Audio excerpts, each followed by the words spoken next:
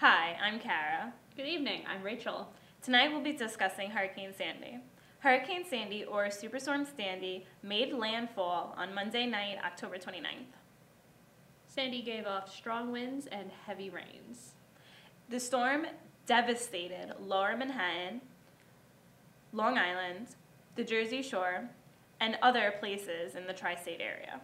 Iona was no exception. Residence halls, Eastchester, and Rice lost power completely. This is what the students had to say.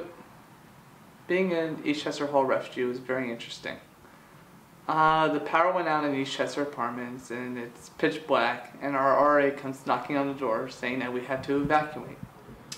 Well, it was pretty packed, pretty chaotic. A lot of girls everywhere, just, being crazy, a lot of hormones. So it wasn't the most, wasn't the most pleasant, but it was fun, I guess, in a way, be with all your friends. We should have generators. To be honest, they're too busy, inventing new residence halls and finding other, raising money for different things, when in fact there are times when the lights will go out, and it's probably, they went out 2 days after the case, so therefore we should actually have a generator, maybe?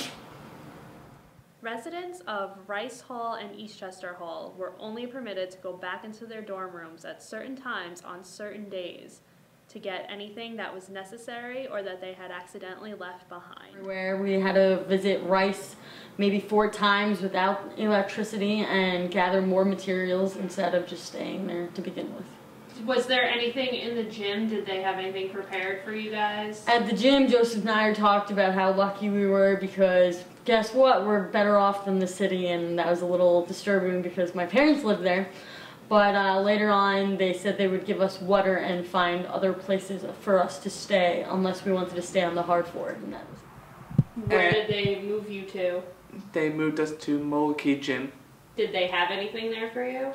No, surprisingly, they said that they did, but they really didn't at all.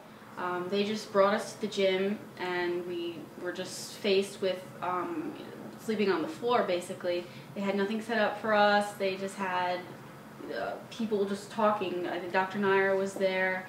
I think Charlie Carlson was there as well. But they really didn't help us at all. In case of future storms where it could possibly be even worse than Hurricane Sandy, they're going to need to have power in those halls, or at least have a better plan instead of just going to the gym without any resources. This is Aslan Appleby's dorm room, where she housed 6 additional people in her 7-person dorm. In total, meaning 13 people were squeezed into that one room. Well, fortunately one of our suitemates moved out, so we had a free bed, but we had air mattresses on the floor of our room, we had a sleeping bag in another room, so we were fitting 3 people on that air mattress and 2 on the other one, and then we had to put someone on the couch. It was just a mess. There were so many people, not a lot of room. What do you think they could have done better? They could have prepared better. They could have had food, water. They could have had some sort of lounges or seats or stuff instead of letting us just sit on the floor. Do you think it would be easier if all residence halls had generators? That would be the wise thing to do, but it is Iona College, and they're not very logical sometimes. But they should definitely invest in generators for each building, even though it might cost a little more. Do you think that it would have been more beneficial if Iona College had backup generators for Rice Hall? It would have been a lot easier only because we could have stayed there and we could have gotten our work done. As we have seen, all students agree that Iona College should really invest in some backup generators for emergencies like these.